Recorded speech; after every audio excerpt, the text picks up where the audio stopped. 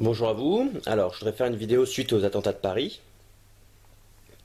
Les attentats de Paris, on est tous très d'accord pour dire que c'est vraiment une chose horrible, mais il ne faut pas céder à la psychose ou se réfugier dans une sorte d'hystérie pour éviter d'affronter la réalité. La meilleure des choses à faire pour éviter que ça se reproduise, c'est d'en tirer un certain nombre de leçons et de les appliquer au réel pour qu'ensuite ça ne se reproduise pas, parce que je veux dire, on est tous d'accord pour déplorer ce genre d'attentat, mais en même temps, si on n'en tire pas les leçons qui s'imposent, il n'y a aucune raison que ça ne se réitère pas. Alors c'est pour ça que je voudrais faire cette vidéo qui s'intitule 10 points à retirer des attentats de Paris. Alors la première chose, c'est que je me suis dit que malheureusement, si l'histoire de l'islam était mieux connue, on n'en arriverait pas à... Il y aurait beaucoup moins de chances qu'on en arrive là, à ce genre d'extrémité. Si davantage de gens savaient par exemple que la Mecque n'existait pas du temps de Mahomet, que les Arabes étaient autrefois païens avant de se convertir au christianisme et avant de, comment dire, de devenir ensuite musulmans, que Mahomet n'est absolument pas originaire d'un terreau païen et vient du nord de la Syrie, où il a été, comment dire, voilà, où sa tribu, les Koréchites, était installée. Voilà, ce serait également bien qu'on sache qu'historiquement, le Coran, c'est également des recueils, ce sont des chants chrétiens qui ont été dévoyés dont le sens a été dévoyé par les califes qui sont véritablement les créateurs de l'islam. Autre chose qui serait bien de connaître, c'est que plus généralement, l'islam, c'est en quelque sorte une religion, ce sont en quelque sorte des brigands qui se sont peu à peu inventé une religion pour se justifier. Voilà, alors ce serait bien de connaître tous ces points-là, que les Koréchites étaient installés au nord de la Syrie, que l'histoire de Mahomet et de l'islam a été créée par les califes pour cacher leurs origines et justifier une sorte de politique totalitaire, abétissante, où en gros l'homme puisse défouler tous ses instincts primaires sans réfléchir et sans donner un sens critique à ceci. Alors, deuxième point à retirer, ce serait également, et voilà, si l'histoire de l'islam, qui je le répète, et plus généralement, ce sont des brigands qui peu à peu se sont décomplexés et se sont créés une religion pour se justifier. Si tout ça c'était mieux connu, on n'en serait sans doute pas là. Et ça me permet de faire le lien avec le deuxième point.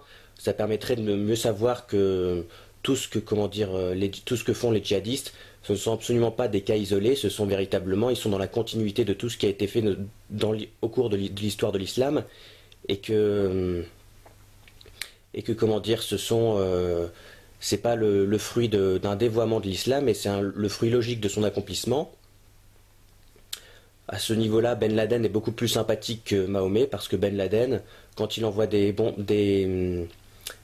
avions sur les tours du World Trade Center le 11 septembre, il vient pas dire, il dit que c'est un attentat, et vient pas se justifier, comment dire, en faisant croire que ce sont les tours qui l'ont supplié d'envoyer des avions sur elle pour s'effondrer, un peu ce qu'on a raconté pour Mahomet, qui lapidait des femmes, et pour lequel on a dit qu'en gros ce sont les femmes qui l'ont supplié d'envoyer, d'être lapidées, qu'au début il a refusé, mais que finalement il a accepté.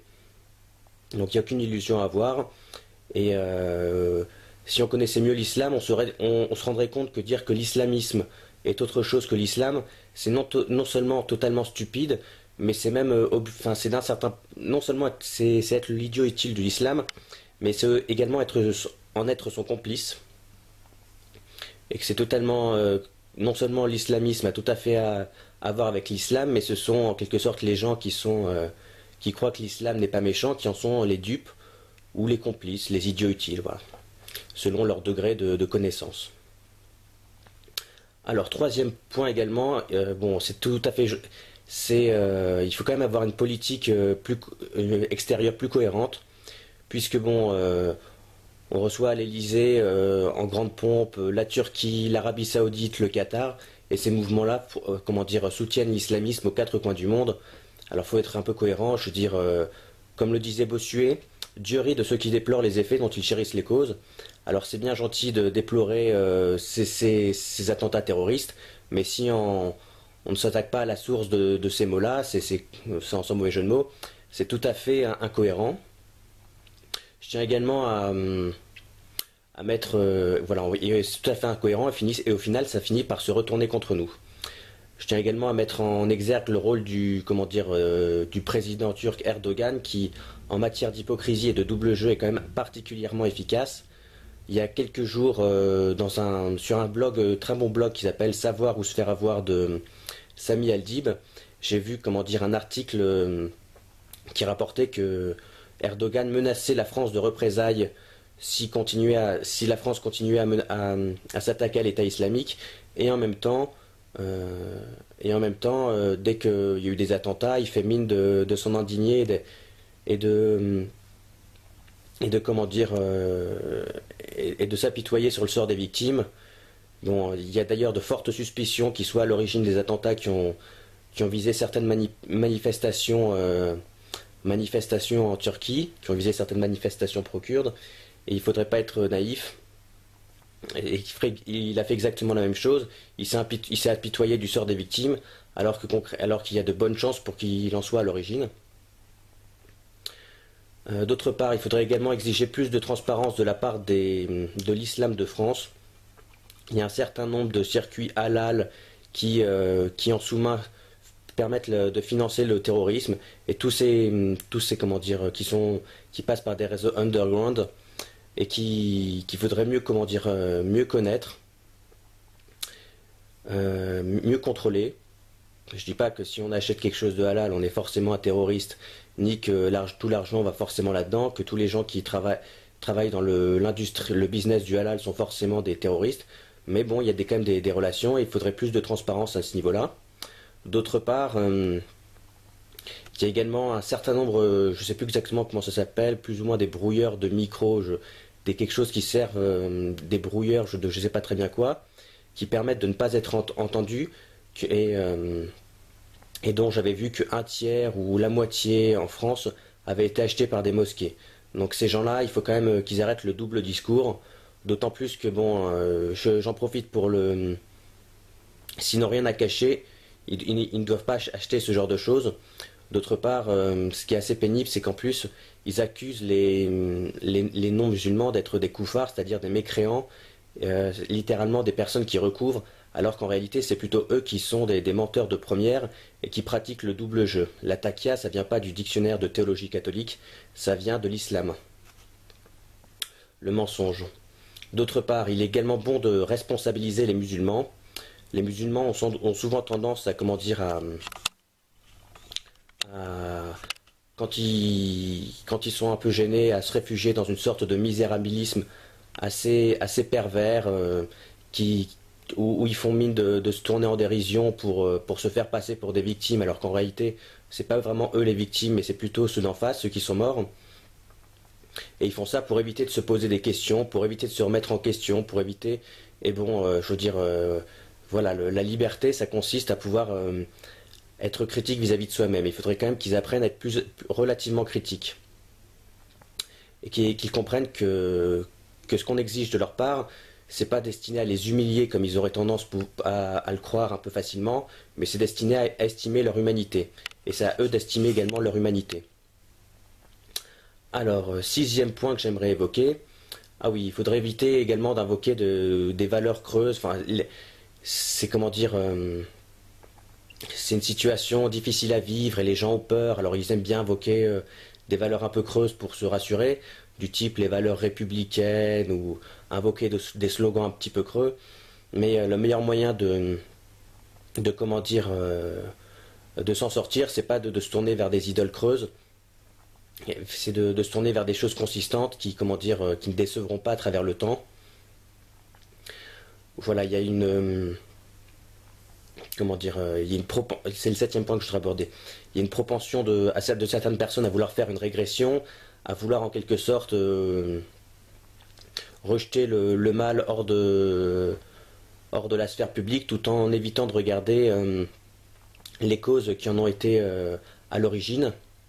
Et il ne faut pas être naïf, si jamais on ne s'attaque pas aux causes, voilà, il faut éviter de vouloir à tout prix se dire que c'est juste un mauvais moment et que les choses vont revenir dans l'ordre d'elles-mêmes. Si jamais on ne, si jamais on ne regarde pas les choses en face, il n'y a aucune raison que ce genre d'attentat ne se reproduise pas.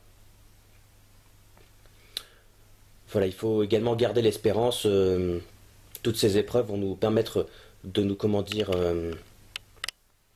de nous réveiller et d'accoucher d'un futur meilleur. Simplement, le plus difficile, c'est pas tant d'affronter l'épreuve, c'est d'en tirer les leçons qui s'imposent. C'est à ce moment-là qu'on pourra éviter d'autres attentats. Et je pense que si on avait fait ce travail-là après les attentats de janvier de Charlie Hebdo, peut-être qu'on n'aurait pas eu ces attentats en novembre. Aujourd'hui, alors huitième point également, voilà, et pour en tirer les leçons qui s'imposent, il faut également regarder les choses en face et éviter d'être un peu de vouloir se rassurer en invoquant des slogans un petit peu creux du type plus jamais ça, non à la haine, ou allumons des petites bougies à notre fenêtre pour nous rassurer. Bon, c'est gentil, mais c'est pas comme ça qu'on va tirer les leçons qui s'imposent et nous permettre d'éviter que ce genre de catastrophe se réitère. Il ne faut pas, il y a malheureusement une sorte de propension des bisounours, des hystériques à monopoliser le débat public et au final ça devient assez préjudiciable parce que bon, ces gens-là ils veulent absolument pas, comment dire, ils veulent juste se rassurer, ils veulent juste, voilà, avoir le beurre et l'argent du beurre, garder le monde dans lequel ils croient tout en comment dire, en refusant d'admettre que c'est à cause d'un certain nombre d'erreurs qui sont partagées que comment dire que ces choses-là sont advenues. Il faut comment dire voilà je veux dire dans la première épître aux Corinthiens chapitre 14 verset 34, Saint Paul nous dit que ce ne sont pas aux hystériques, aux personnes un peu sentimentalistes de monopoliser le débat public, ce sont aux gens rationnels, carrés, qui vont permettre de diagnostiquer adéquatement la situation. Et c'est malheureusement ce dont on manque aujourd'hui, de diagnostic adéquat de la situation. Alors, neuvième point également que je voudrais évoquer, c'est que il faut quand même avoir conscience que bon, là, c'est la technologie, comment dire, a été préjudiciable à l'homme et que de plus en plus, les armes seront extrêmement puissantes, extrêmement dangereuses. Autrefois, Daesh, les 10 personnes qui ont tué des centaines qui ont tué 130 personnes en France. Autrefois, si comment dire, s'ils avaient juste eu des arcs, des flèches et des épées, ils auraient pu en tuer quelques-unes, mais ils n'auraient pas pu faire 130 morts. Aujourd'hui, les armes sont de plus en plus performantes. La technologie, c'est un plus, mais ça peut être aussi un moins. Et c'est pour ça il est temps de prendre conscience que si on ne se responsabilise pas par rapport à cette technique, c'est une sorte de bombe à retardement. D'ailleurs, le message chrétien, c'est en quelque sorte le baptême, c'est une sorte d'eau purificatrice qui permet de nous de faire de nouveaux hommes, plus responsables, plus matures, et qui permet en quelque sorte comment dire, de dépasser on a souvent dit que le baptême, le déluge, pardon, était une préfiguration du baptême, c'est-à-dire en quelque sorte, ça permet de se débarrasser comment dire, du monde païen qui s'autodétruit pour parvenir à une humanité nouvelle et plus responsable. Et c'est d'autant plus important que, je veux dire, on n'a pas le choix, soit en gros on se responsabilise, soit sinon il y aura que la technologie va se retourner contre nous et on aura des détecteurs d'armes à l'entrée des lycées, des bibliothèques, on aura de toutes ces choses-là, on aura des puces électroniques pour vérifier qui seront implantées dans notre cerveau pour vérifier qu'on n'a pas des tendances un peu dangereuses, etc.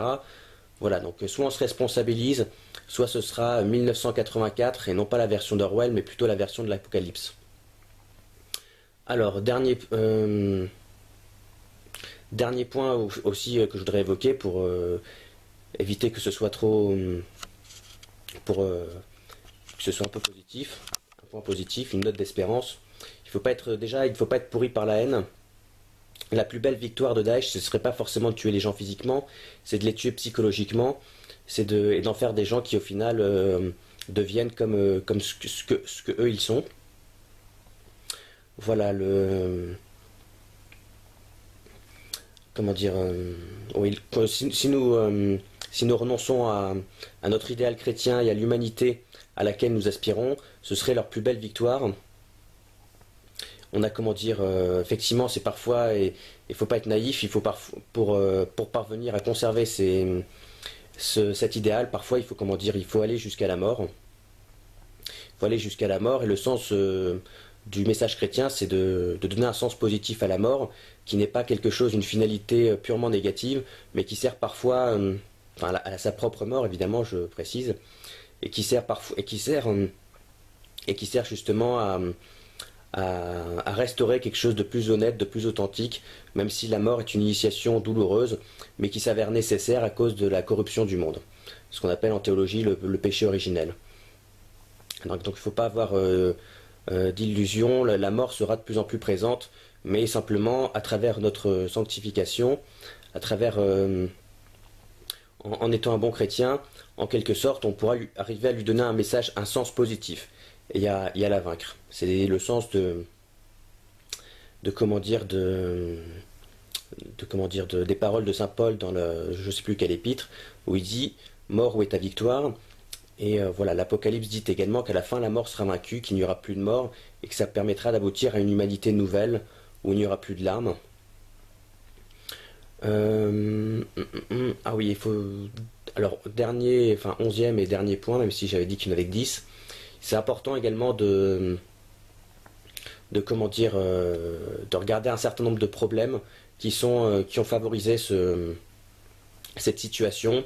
Par exemple, l'immigration. Bon, je ne dirais pas évidemment que tous les immigrés sont des terroristes, des djihadistes, mais il y a une sorte de naïveté, d'irénisme un peu malhonnête vis-à-vis de l'immigration, qui a souvent été idéalisée par certains pour légitimer la présence d'étrangers, sans regarder éventuellement les dangers que ça pourrait représenter.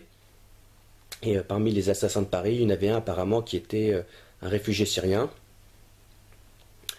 Autre chose, il semblerait également que parmi comment dire, les personnes arrêtées, il y avait comment dire, qui ont été arrêtées ensuite ou qui ont commis les attentats, je ne sais plus très bien. Il y avait une personne qui a été condamnée 8 fois par la justice en 6 ans et qui n'a jamais fait le moindre jour de prison. Alors malheureusement, il faut bien le dire, très souvent, le laxisme de notre justice est rappelé par des attentats, pas forcément par des attentats, mais par des actes de délinquance, où on se rend compte que la personne a déjà été condamnée 20 fois, mais qu'on l'a trop facilement libérée. Et il ne faut pas être naïf, il y a un vrai problème. Alors, voilà, et juste une chose, faut pas, enfin c'est triste tout ce mal, toute cette haine, mais il faut pas non plus devenir comme eux pour une raison très simple, c'est que eux en fait, s'ils se déchaînent en quelque sorte, c'est parce qu'ils savent qu'ils vont bientôt disparaître. Et voilà, toutes ces horreurs, c'est le symptôme aussi de l'agonie d'un monde qui va disparaître. Donc faut pas avoir peur. Tous ces gens-là vont disparaître. Alors ça c'est une petite ouverture que je voudrais faire à la fin. C'est que comment dire, c'est que euh, oui dans les épisodes 1, 2 et 3 de Star Wars, il y a un sénateur qui s'appelle Palpatine, qui devient ensuite l'empereur, le grand méchant des épisodes 4, 5, 6, qui en fait manipule en sous-main un certain nombre d'événements, un certain nombre de guerres, qui lui permettent en quelque sorte de légitimer sa présence comme nécessaire, et qui au final lui permettent d'imposer un ordre totalitaire. Alors il ne faut pas être naïf, moi j'appelle ça le syndrome Palpatine. Je pense que comment dire, l'islam n'est qu'une composante du mondialisme, et qu'en quelque sorte, il ne faut pas être trop naïf. C'est pas seulement juste des petits djihadistes, etc. C'est aussi, il y a des gens qui sont derrière tout ça et qui en profitent pour avancer leurs pions, pour comment dire, à cause de la terreur qui apparaît dans les épisodes 1, 2 et 3, le sénateur Palpatine, comment dire, obtient les pleins pouvoirs et comment dire, il fait également voter plein de lois pour liberté. Donc il ne faut pas spécialement avoir de, il faut pas être naïf et garder l'œil ouvert. D'autant plus que, comment dire, comme le dit bien Yoda à un moment, je sais plus, je crois que c'est dans l'épisode 3, en gros, si le mal arrive à avancer, c'est parce qu'en fait les Jedi ne sont pas à la hauteur. Et ce que je voudrais dire, c'est que les Jedi doivent être à la hauteur, c'est-à-dire non seulement pour lutter contre les symptômes de cette évolution du monde, mais aussi voir ce qu'il y a derrière, ce qui est le plus important. Voilà. Les voyous de votre espèce ne nous font pas peur. Des gens meurent, Alfred. Que vouliez-vous que je fasse? Tenir le coup, maître Wayne. Encaisser. Il y a bien longtemps, j'étais en Birmanie avec des amis et nous travaillions pour le gouvernement local. Ce dernier voulait acheter la loyauté des chefs de tribu en leur offrant un tas de pierres précieuses. Mais leurs caravanes furent attaquées par un bandit dans une forêt au nord de Rangoon. Nous partîmes à la recherche des pierres. Mais en 6 mois, jamais nous n'avons trouvé quelqu'un à qui il avait essayé de les vendre. Un jour, je vis un enfant jouer avec un rubis de la taille d'une mandarine. Le bandit avait jeté son butin. Pourquoi l'avoir volé? Oh, parce que ça avait dû l'amuser, parce que certains hommes refusent de se plier à toute logique, celle de l'argent comprise. On ne peut ni les acheter, ni les persécuter, ni les raisonner, ni négocier avec. Certains ne rêvent que de voir le monde brûler. Ce bandit, dans la forêt birmane, vous l'avez coincé? Oui. Comment? On a brûlé la forêt. Les voyous de votre espèce ne nous font pas peur.